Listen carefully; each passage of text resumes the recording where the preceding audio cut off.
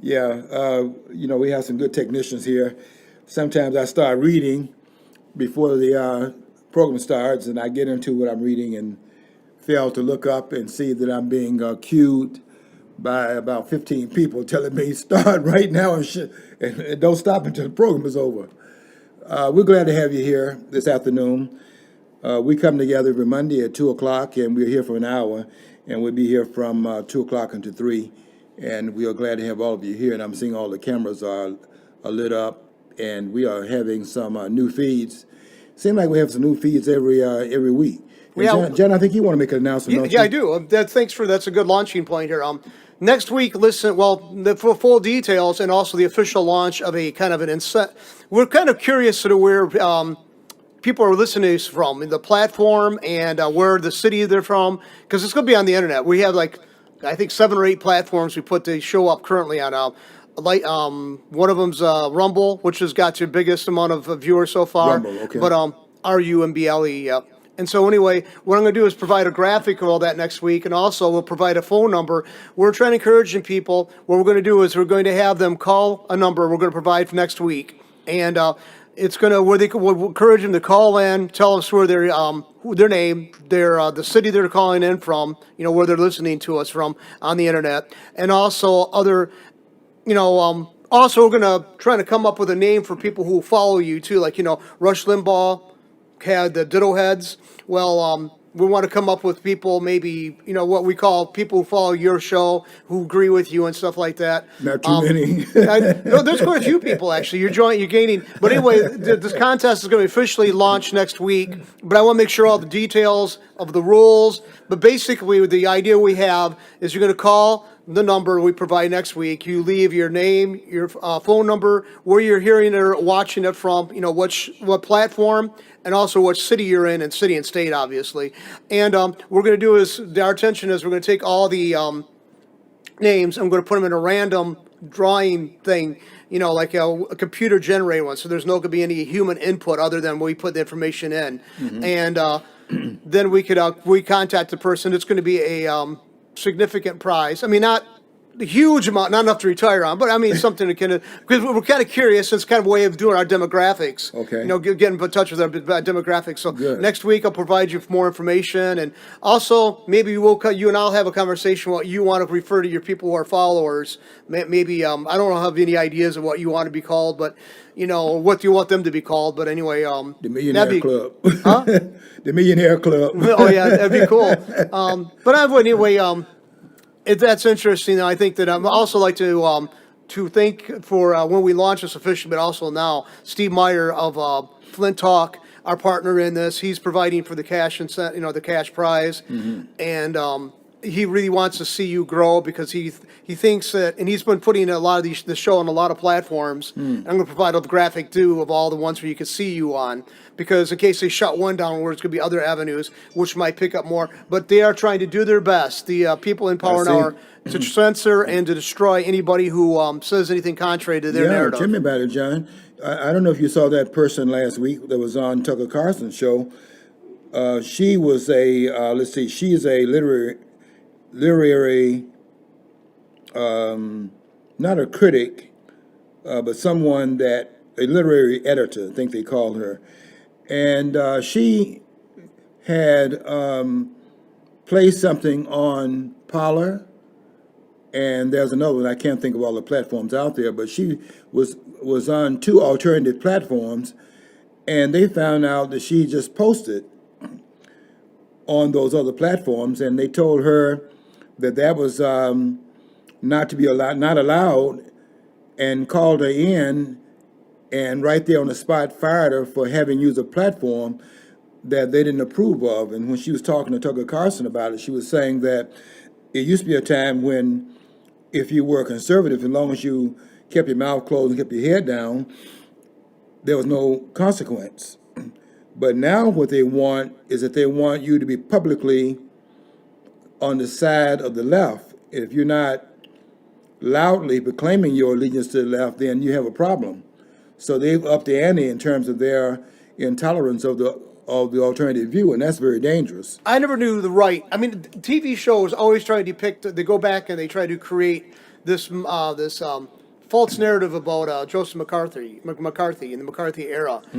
And they don't point out that he had been a lifelong Democrat until just that election where he actually launched the House on Un-American Activities, group inside of Congress. And another thing is too, he was a FDR supporter, which was actually a socialist leaning man. He was always a socialist leaning person. So they tried to depict him as the right wing's always been trying to silence it. I have never seen that. In the 60s, 70s, and 80s, and 90s, I always heard the Republicans, I don't agree with you, but you have a right to say that. These people, you're an idiot. They want to use the Soviet standard. If you disagree with which is becoming the state, you should be silenced because it's only for your own good because you're mentally unbalanced.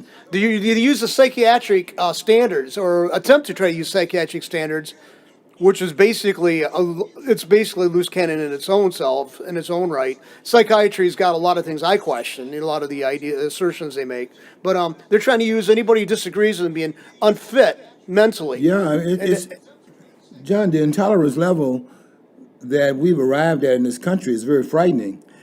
I never thought that there would come a time when the other side was not even considered to be legitimate because it would be opposite of the mainstream view. And the ones that are defining what's mainstream, I don't know where the authority comes from to determine that's mainstream and this is not mainstream.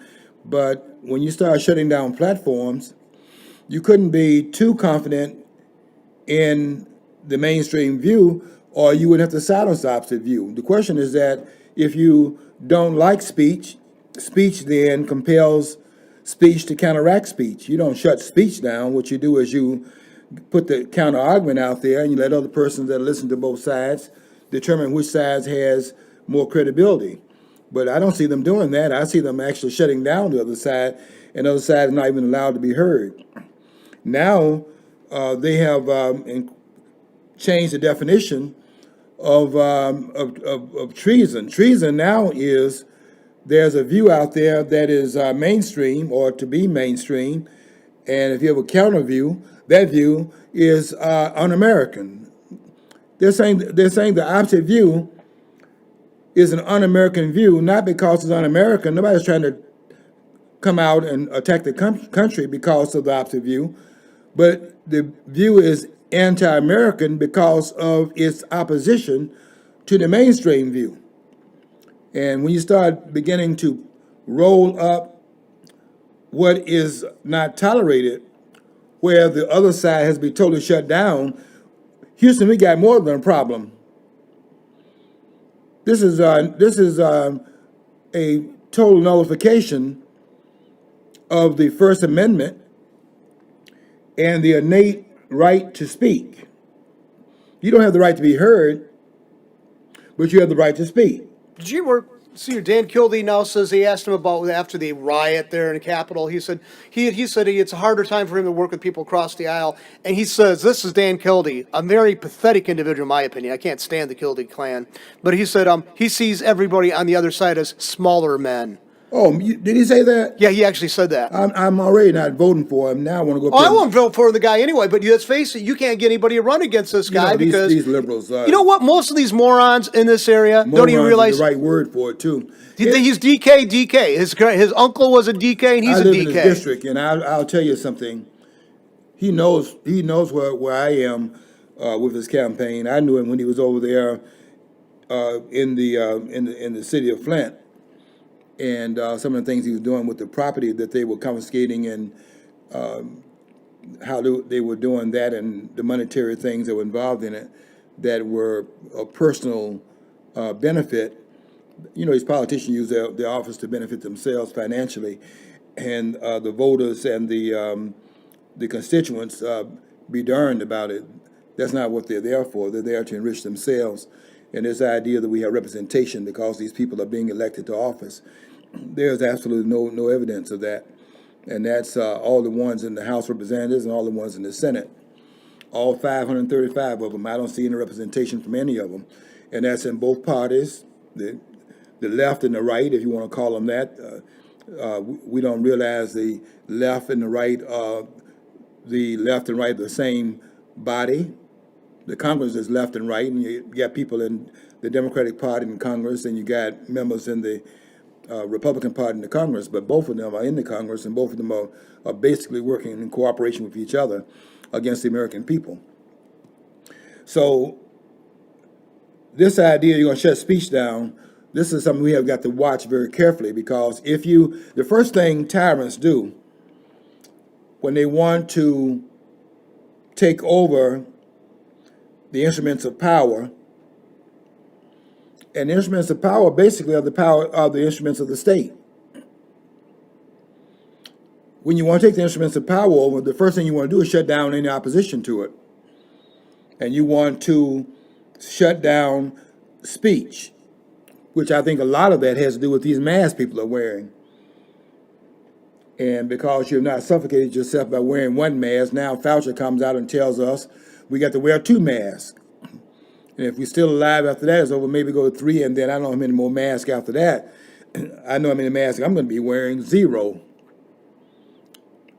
And I'm going to have to probably fight to get through the store today, because I'm going to the store when this program is over, and I will not be wearing a mask, and I'll be walking through there, have these signs up. And you must have a mask to come in here, and you get in there, and there's a voice over the intercom telling you, we recommend that you wear a mask. That's a recommendation they make. I have a recommendation too. My recommendation is I'm not wearing a mask, because there's no reason to wear it, because what you're saying what you wear it for doesn't exist, and what you are saying you made up. And you don't know any more about this so-called COVID virus than I do. And Fauci doesn't know anything about it, because if he did, he would not be talking about doubling up on masks, because a mask, no matter how many masks you wear, it has nothing to do with the COVID virus, because the virus is not in the air. The virus is in your cellular makeup. And if he doesn't know that, and they claim he's the top epidemiologist in the country, and some are saying in the world, then that only talks about how bad the scientific community is in training the medical people to come out here and practice what is called medicine. If that's the extent of their knowledge, then we got a bigger problem even in that regard. Because I don't see any science. They keep saying we have to follow the science. I don't see any science out here. I don't see anybody following the science. Because the science is that there is a viral particle in the air.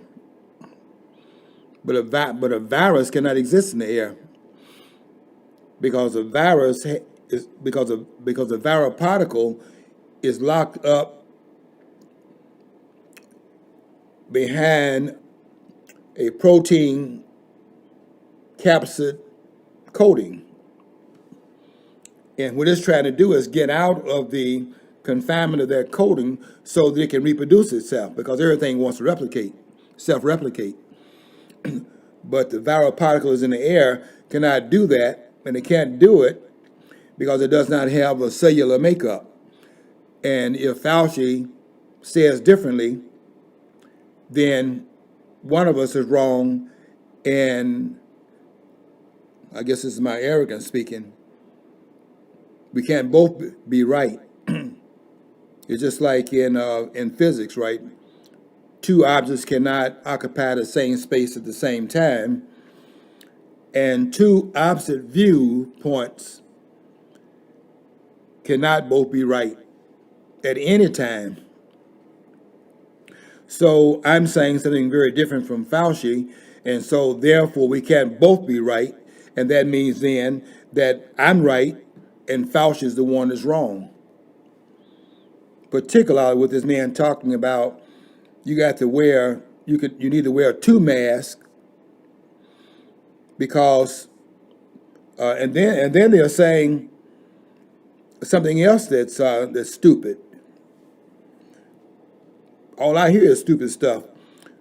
But another thing they're saying that's stupid is that they want you to take the vaccine, and then they're saying on the other side of wanting to eventually require it, which is where they're heading, then they're saying that after taking the vaccine, they're supposed to, in fact, intervene and make the COVID-19 threat less dangerous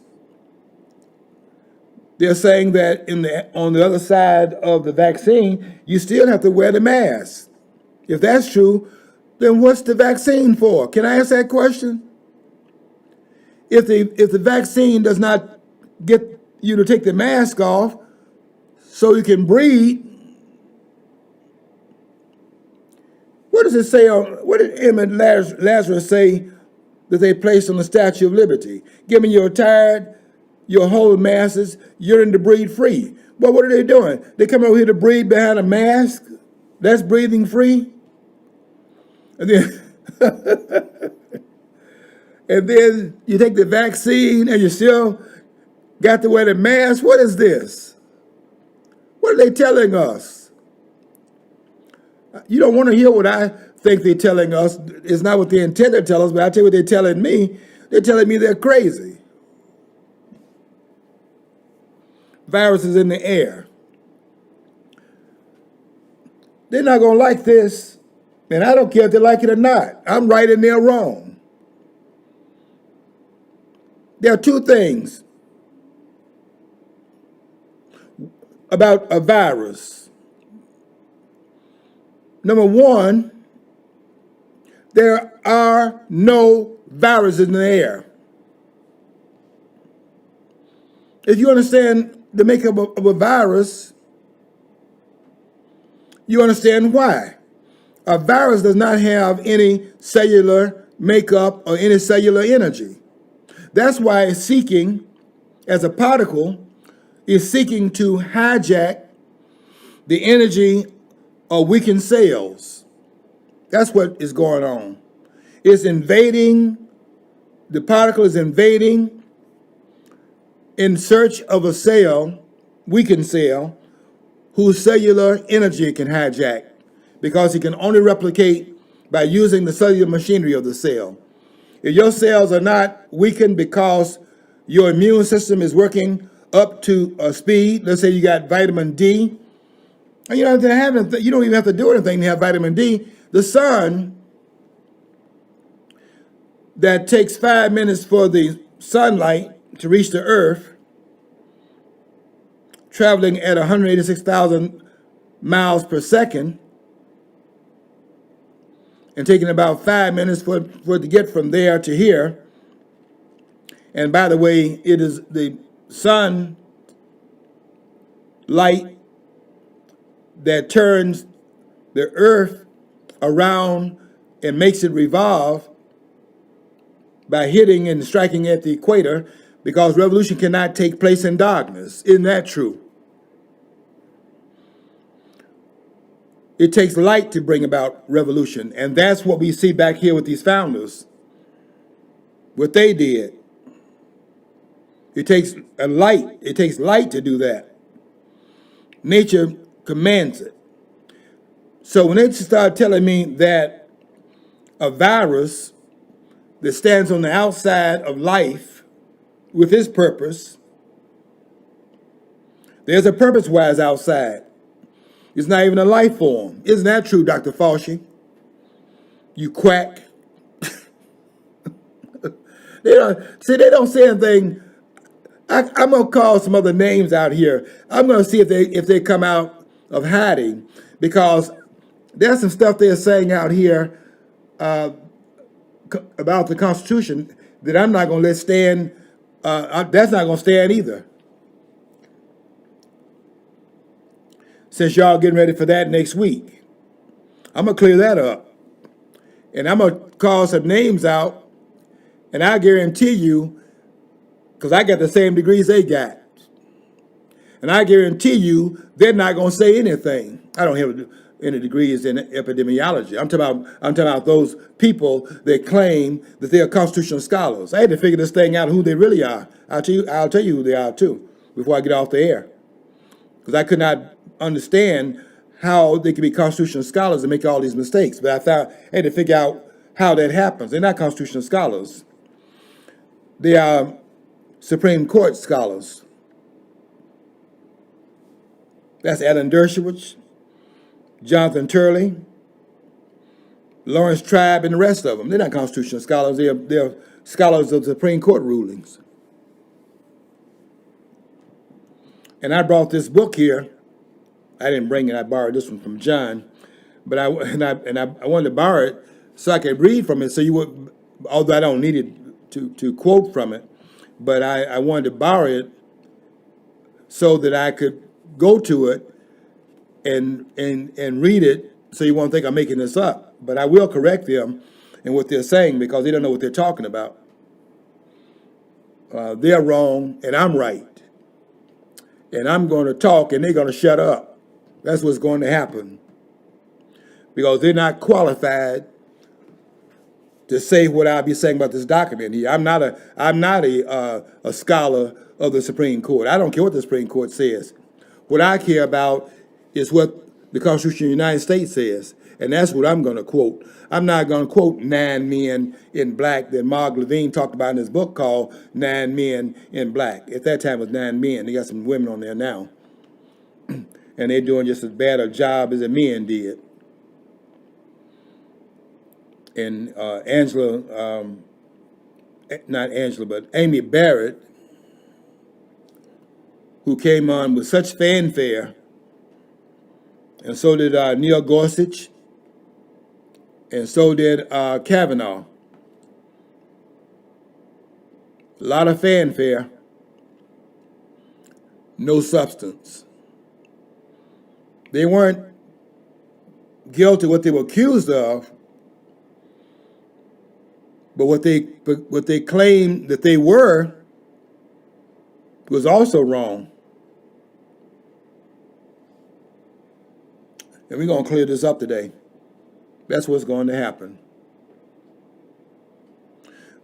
But I want to say this about these viruses, because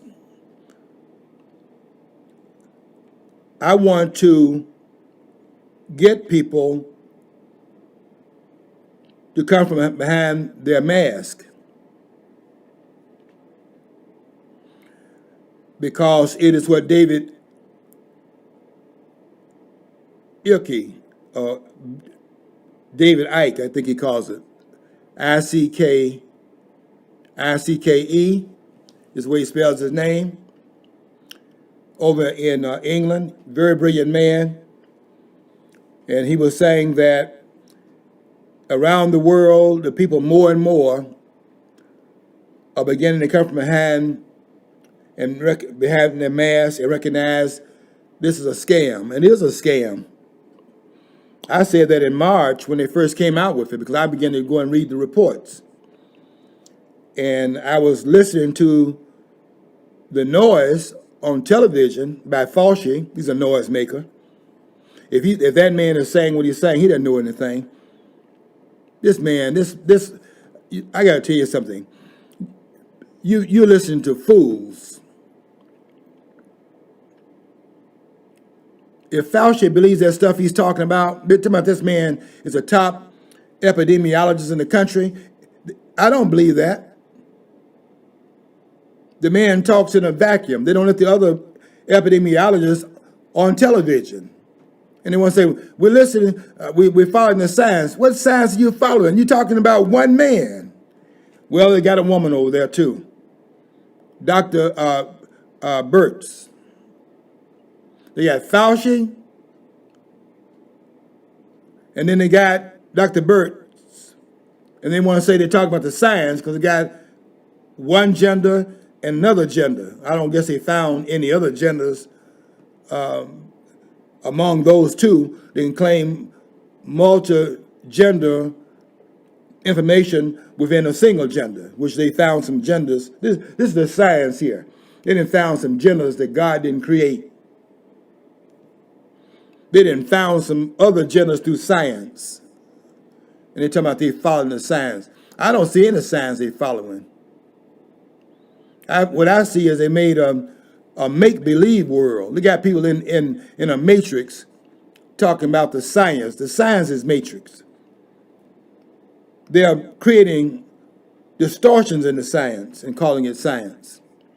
Okay, and with that hollering that I'm doing, they're telling me we have to take a break here. And we are going to take a break from all of the feeds at this point. Certainly at WFOV, 92.1 over there on University Drive. And Mr. Paul Heron, thank you for tuning in. You're one of our biggest supporters, you and the Odyssey House. And we definitely appreciate your attentiveness to what we do here. And we also attend to what you're doing over there at your studio, 92.1. Okay, we're going to take a break. They're going to take a break now at this time, and they'll be back in 4 minutes as they always do. And we will welcome them back after that time is over. We're going to continue what we're saying here. We're not going to go and wait for the next 34 minutes. And I do want to clarify some things about what they're saying about the impeachment, because what they're saying is not true.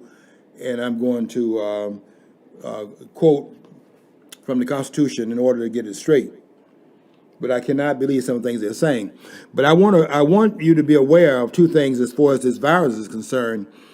One is that there's no virus in the air, none, zero and zilch. There are viral particles in the air, just like there is vitamin D in the air. But the body makes use of both of these, both these things, because you see what they're saying is.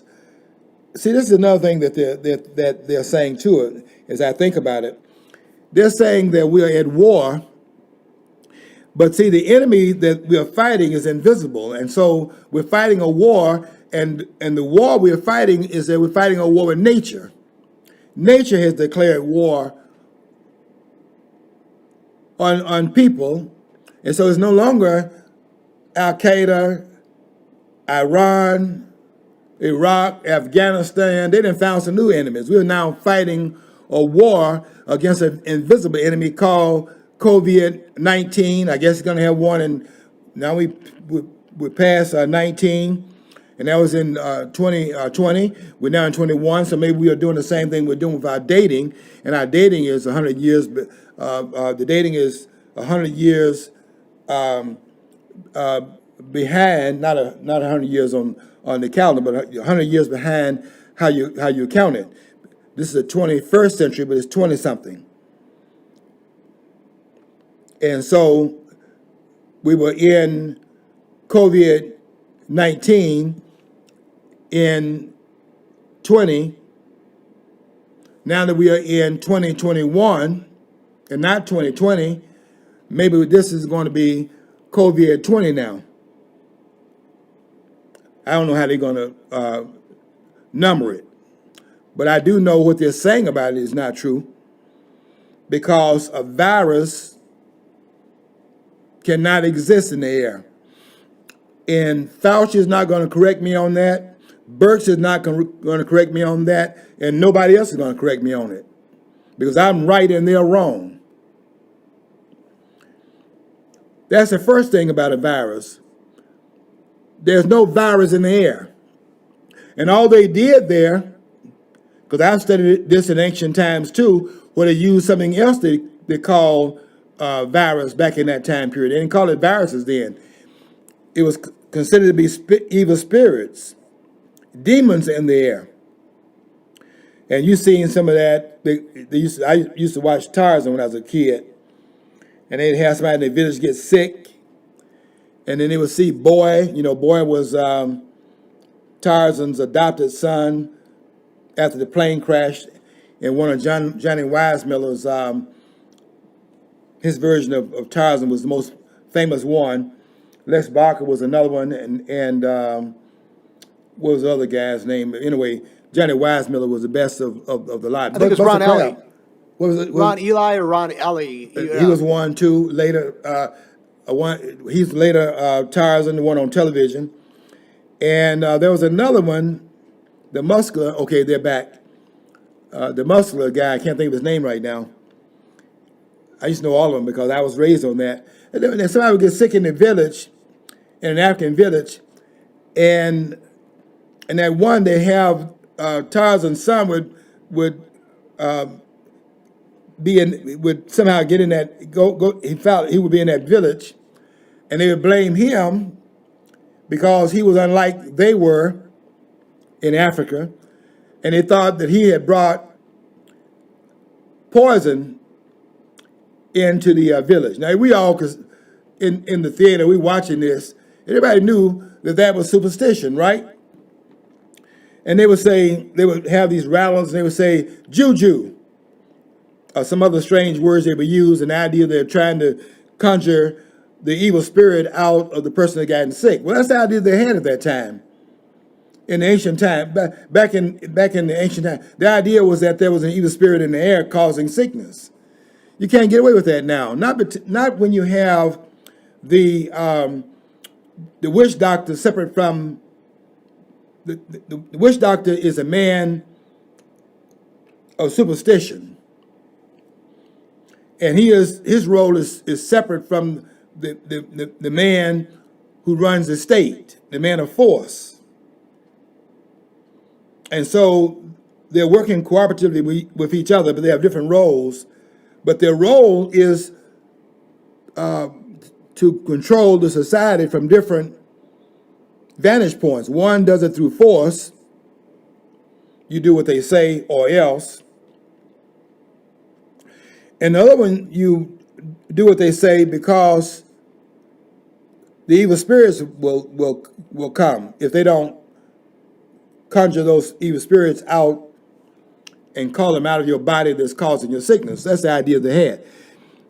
You can't do that anymore because people are more, I don't want to give a long explanation of it, but you can't do that anymore. People are more educated now, and they're more educated because of because of capitalism. It's why they're more educated, because now capitalism allows you to have more leisure, and now you have people that's more read, because capitalism allows you to produce and grow wealth, which allows you then to have more leisure time, because you don't have to spend all your money, all your time trying to make money or finding some way to survive. So we can't sell the idea that there are these evil spirits anymore.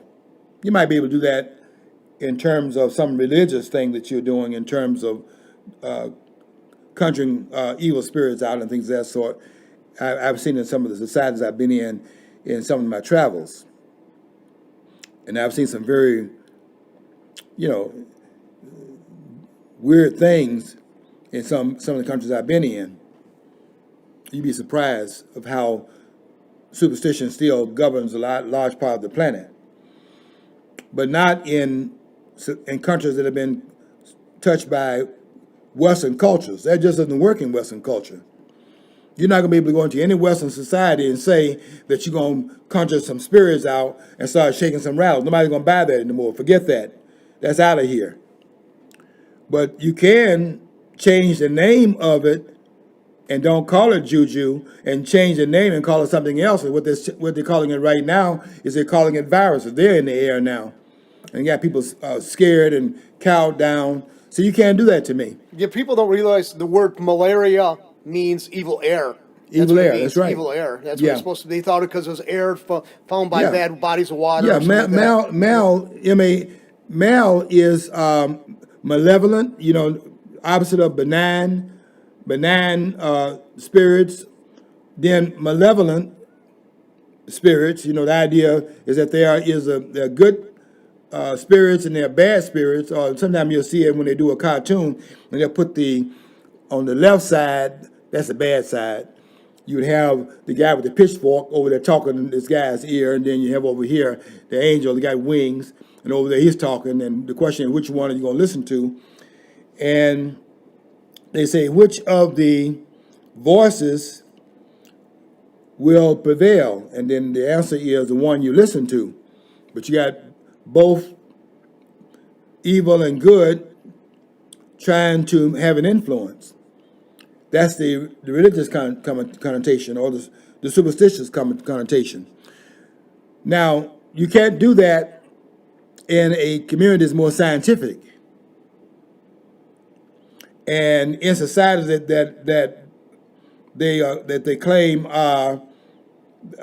it's not modern, but modern it just means the present contemporary time. So there's no such thing as modern, because this is 2021, and there are societies that are here that are primitive, if you want to call it that exists in the modern times. So these are modern societies that have a primitive orientation.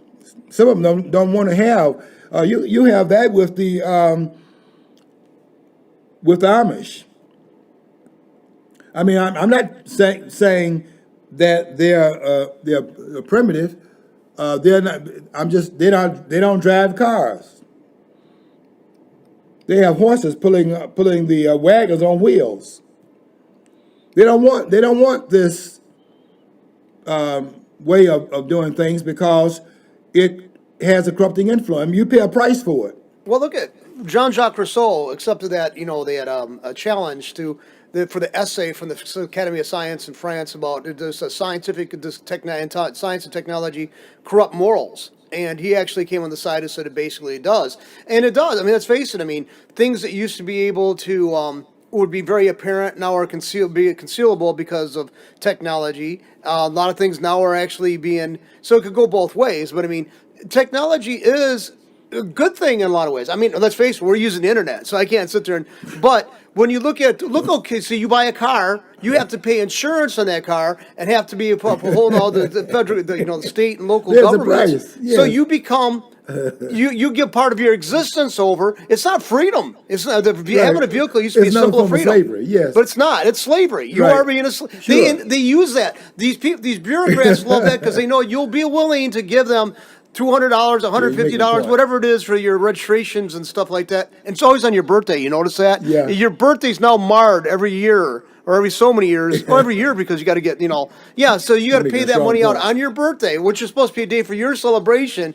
These assholes have, have co-opted it to give them, you have to give them a cut of your money. Yeah. So you can continue without getting caught. And it's all basically, it's actually victimless. If you're driving around a car with expired tabs or plates, who are you hurting? The people who back here at the Secretary of State's office, because let's face it, that's their retirement fund. But that's about it. That's who you're hurting. Yeah, John, everything there is no such thing as a free lunch, and everything comes with a price.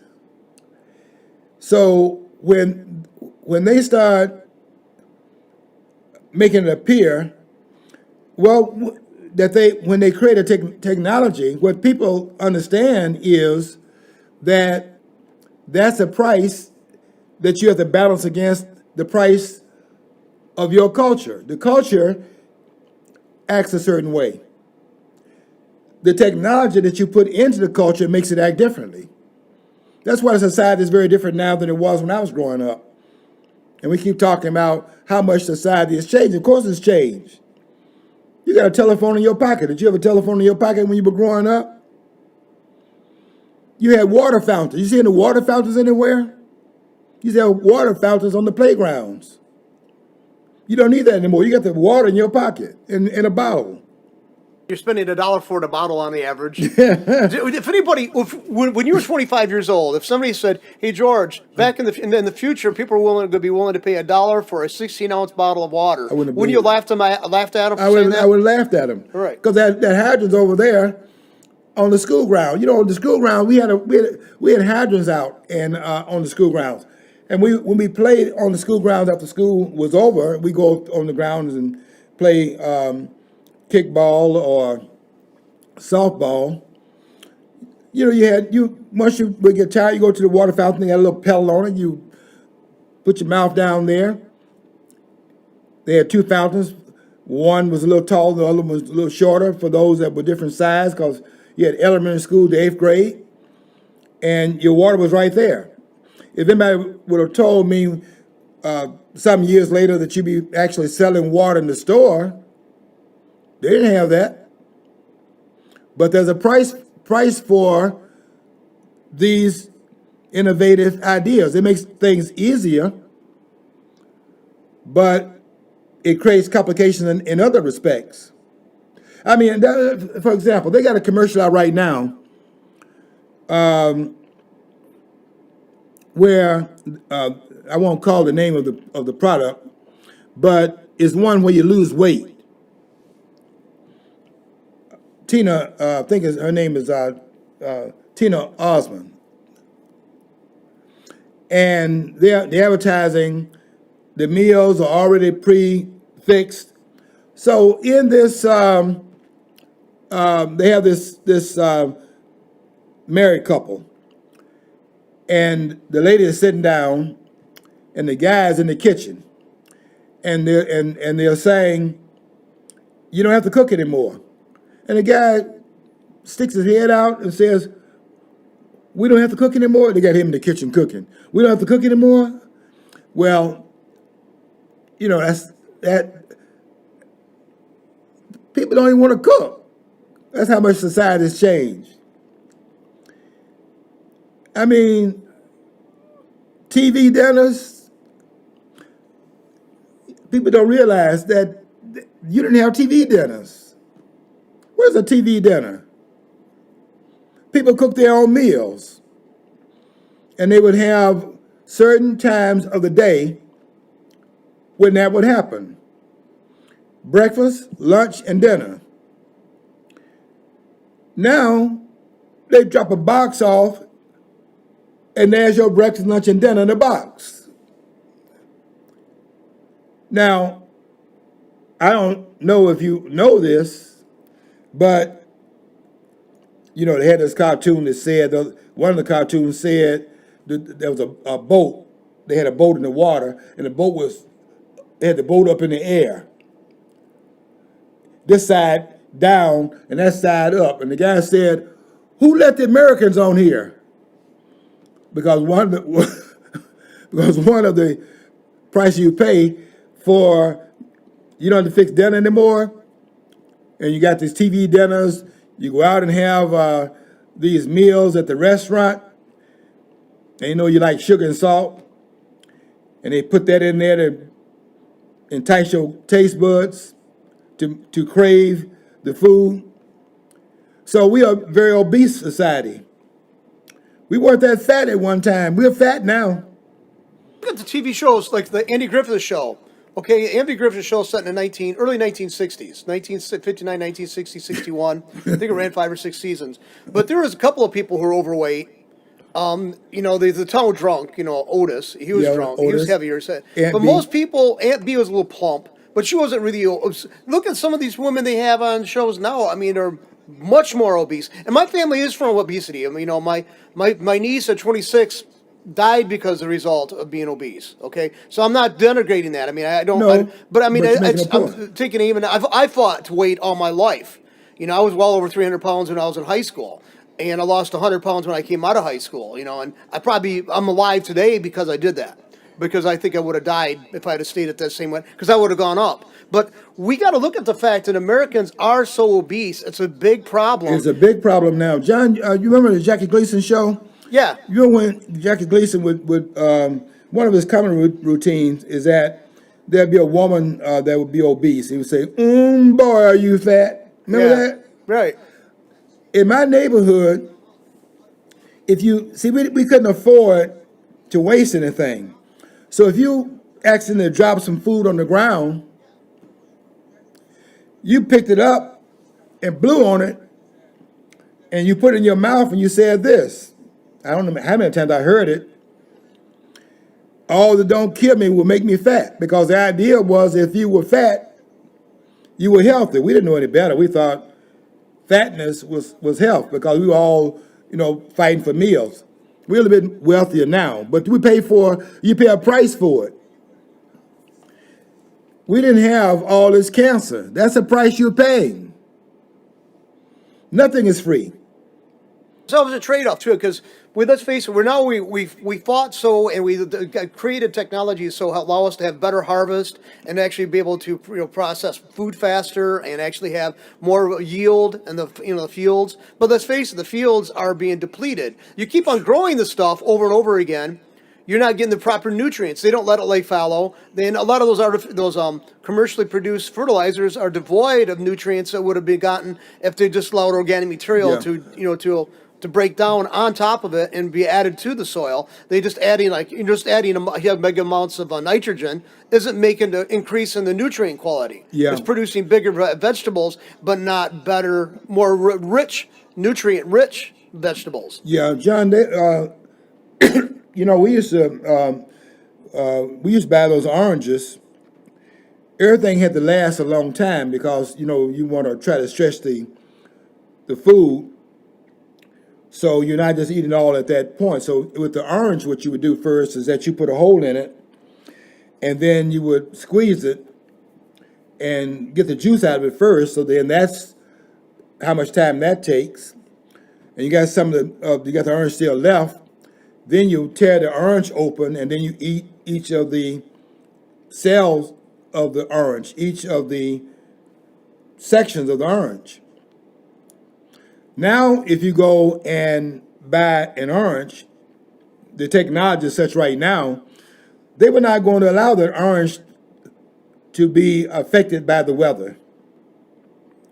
So the technology was to change the orange so that if it got cold, the orange does not spoil on that tree. So if you look at that orange now, you don't see anybody sucking the orange anymore. You know why? There's no juice in there.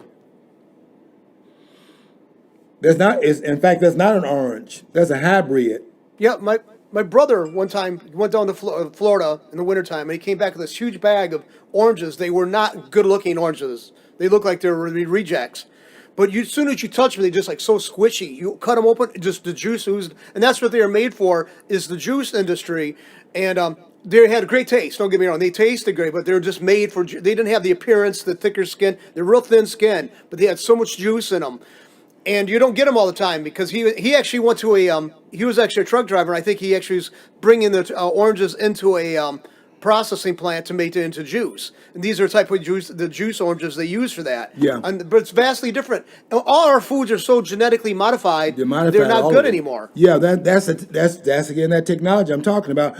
You have to, progress comes with a cost. The progress is necessary. You don't want to stay in less developed conditions, but you have to understand there's a cost to it, and you have to try to mediate the consequence of it because there will be an extenuating cost attached to it. You cannot. Everything is about balance. Nature is about balance. Life is balanced with death. If there was no death, then you'd have the planet overcrowded.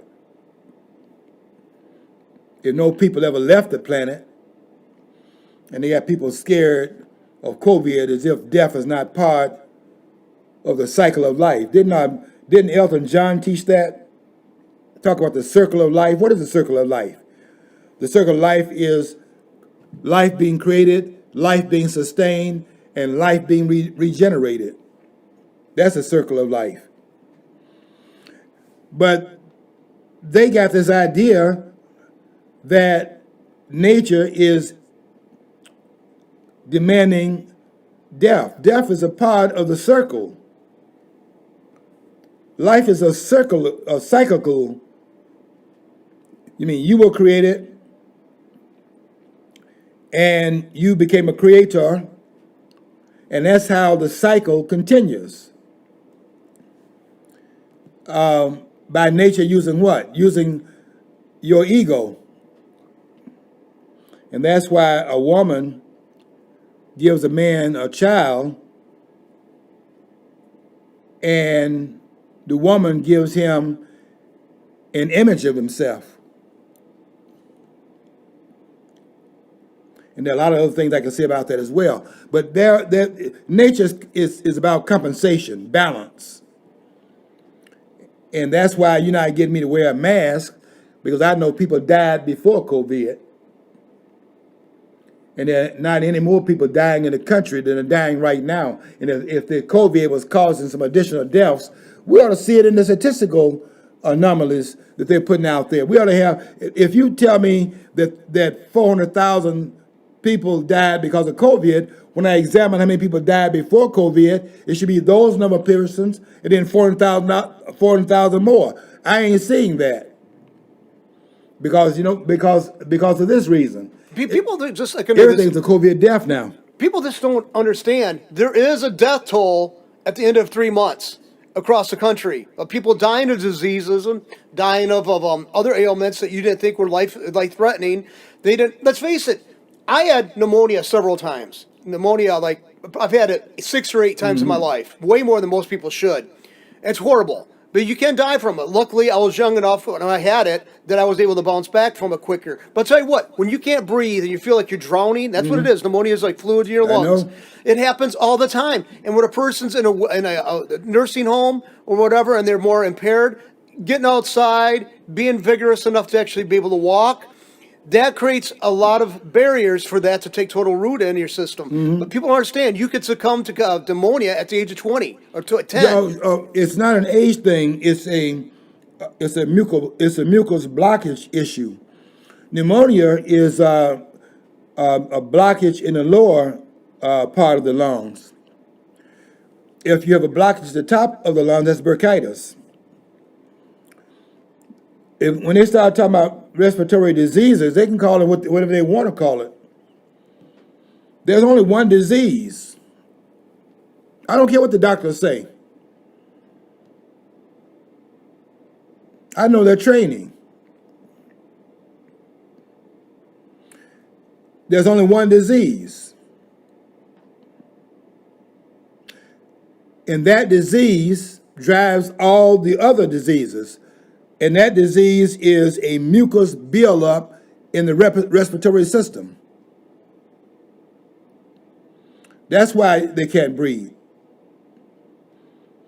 And when you get this viral particle, the body uses it like it uses vitamin D. Takes it out of the air.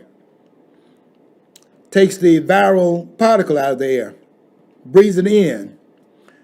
And then these quacks, like Anthony Fauci, he's not going to say anything.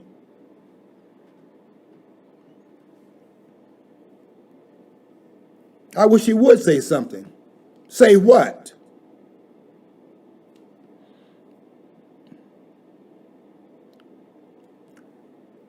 There are two things about a virus. One is a virus cannot exist in the air because it has to have a cellular structure, and it doesn't have a cellular structure. It's seeking that in the cellular host. A virus must have a host in order for the host cellular machinery to allow the viral particle to open itself up for self-replication. But it has a purpose in terms of existing in the air. And I will go into that one day about what that purpose is. But the virus is not even a life form. It exists outside of life. Why? Because it is in the evolutionary design to push life forward. Because nature demands progress. Go look at some of those images of men in earlier centuries. Look at some of the films that you made in Hollywood. Look at some of those actresses. You think they look like Halle Berry back in that time period? And Raquel Welch? Go look at Mae West. She was a sex symbol. You think she'd be a sex symbol today? People are better looking now. And they've been to the gym. Rita Hayworth would have been great, though. She would have been, yeah. Rita Hayworth would still be that was, considered beautiful. people may not know this. That was, she was with Joe Louis a couple of times. Not allowed at that time.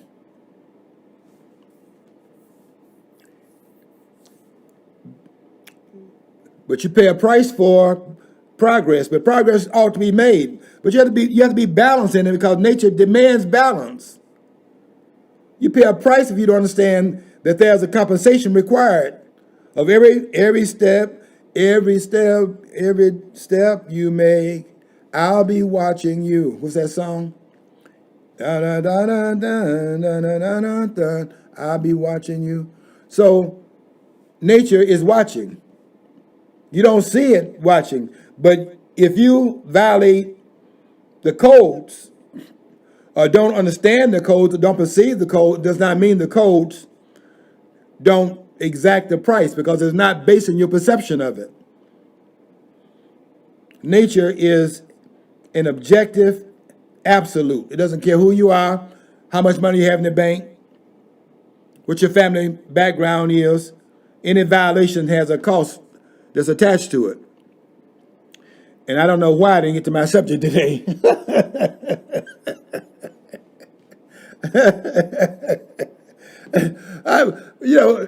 The impeachment starts next week anyway, so that'll be the 8th. It starts Monday of next week.